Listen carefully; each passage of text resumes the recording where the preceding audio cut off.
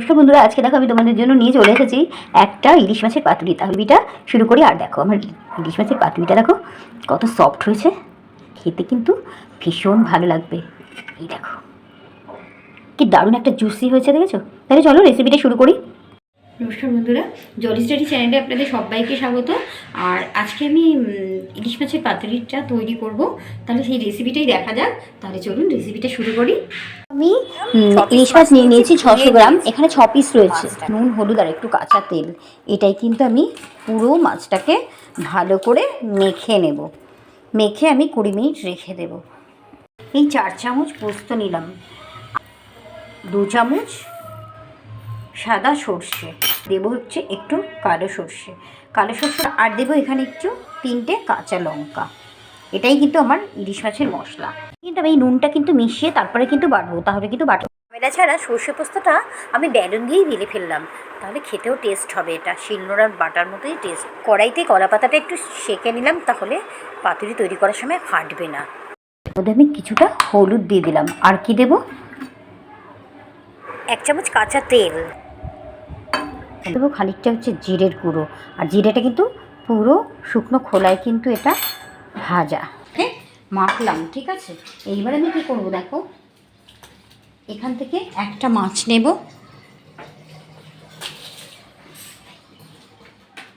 পুরো ডুবিয়ে মধ্যে এইভাবে দেব। আর কি দেবো, এখানে একটু সামান্য কাঁচা তেল দিলাম কিন্তু, আর লঙ্কা। এইবার আমি এটা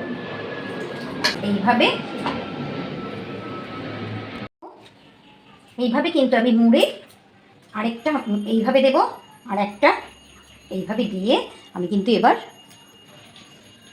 সুতো দিয়ে কিন্তু এটা বেঁধে দেব, ঠিক আছে। এই প্রতিটা মাছ কিন্তু আমি একই রকমভাবে কিন্তু আমি এটা কলা পাতায় মুড়ে দেবো, ঠিক আছে। এটা কিন্তু আমি বসিয়ে দিয়েছি, আর কিন্তু কড়াইটা কিন্তু তেলটা কিন্তু গরম হয়ে গেছে। এইগুলো যে করে রেখেছি, কলা পাতায় মুড়ে রেখেছি, এইগুলোকে কিন্তু আমি দিয়ে দেবো, ঢেকে দেবো। এটা কিন্তু সিমে হবে, ঠিক আছে। বাদে আমি উল্টে দেবো 1 মিনিট বাদে আমি এসছি। এটা কিন্তু আস্তে আস্তে হবে, তাহলে কিন্তু ভালো করে মাছটা কুক হবে আর খেতেও কিন্তু ভালো লাগবে। এবার কিন্তু আমি প্রতিটা মাছ কিন্তু আমি উল্টে দিলাম। উল্টে দিয়ে আবার কিন্তু আমি এটা ঢেকে দেবো 1 মিনিটের জন্য। এটা কুক হবে আবার। প্রায় 1.5 মিনিটের মতো হয়ে গেছে আমার।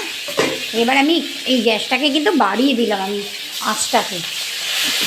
মাছটা ভালোভাবে, ভেতরটা কিন্তু খুব ভালোভাবে কুক হবে। একটুখানি আমি ঢেকে দেবো, আর এটা কিন্তু আমি বাড়িয়ে দিয়েছি আঁচটা।